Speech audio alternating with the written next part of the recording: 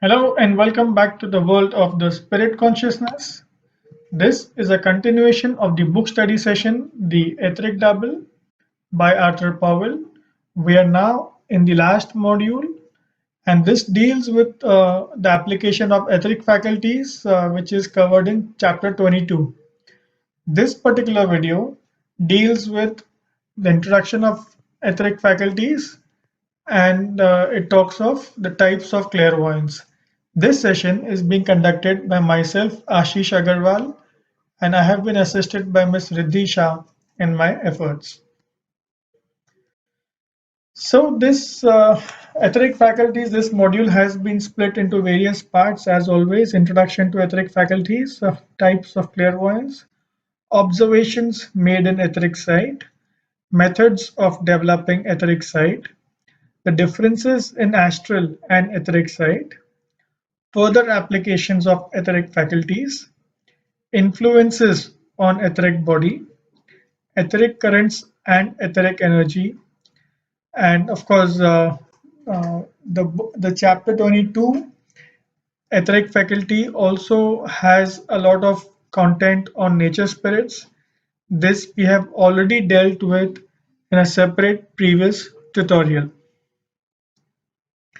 Coming straight to introduction to etheric faculties. So etheric faculties are an extension of the usual physical senses. So those who possess etheric powers are able to fully understand the vibrations related to the etheric part of the physical plane. So the retina of the eye receives these vibrations and also affects its etheric matter. Hence, most of this chapter deals with clairvoyance. So when a person becomes etherically perceptive, his or her other senses also tends to get activated. So in unusual cases, other parts of the physical body may receive the vibrations just like or better than the eye. So this happens when the astral body is partially developed and hence it impacts the corresponding sensitive areas of the etheric body. Types of clairvoyance. So there are mainly two types of clairvoyance, clairvoyance of the lower type and that of the higher type. And then there are some other types of clairvoyance. One is accidentally triggered clairvoyance, clairvoyance granted by nature spirits, and clairvoyance at seances. So coming to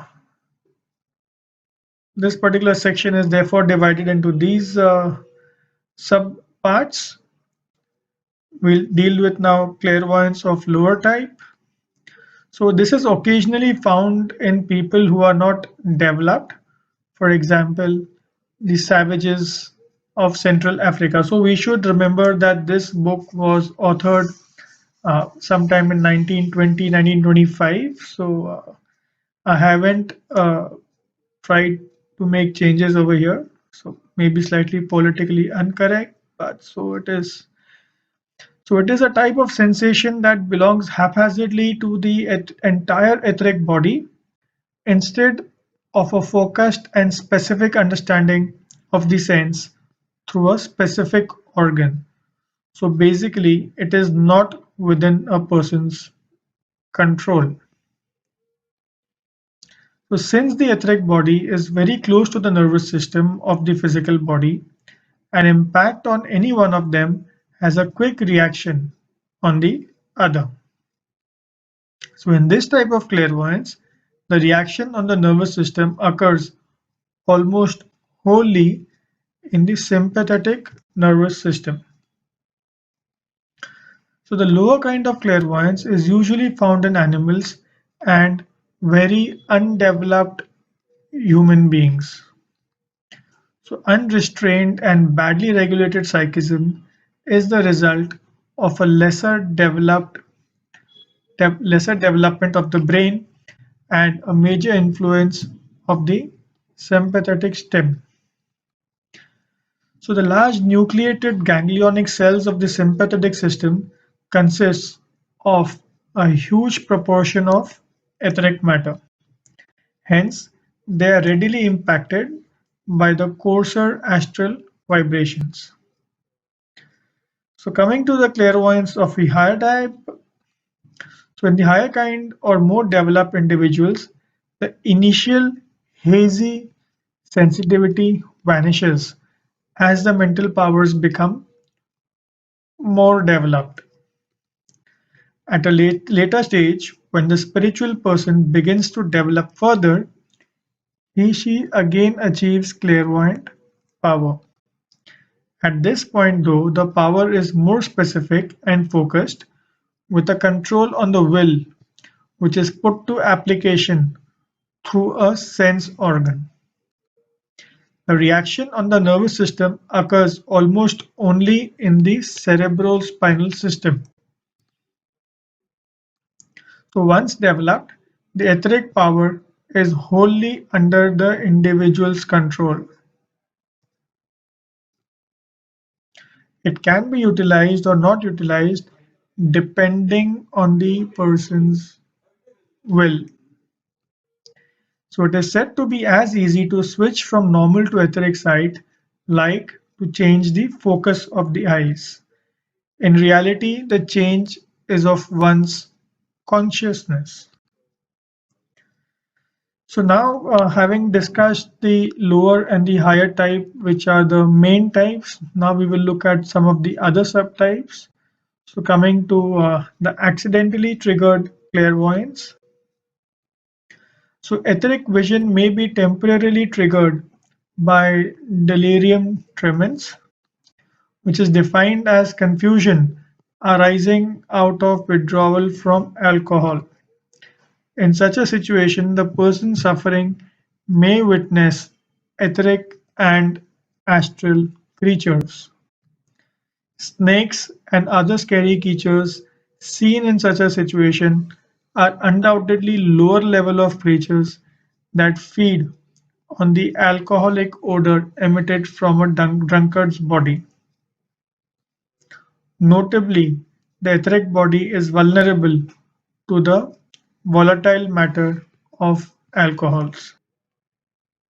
So, clairvoyance may also be experienced when one is in increased tension of nerves resulting from excitement or hysteria.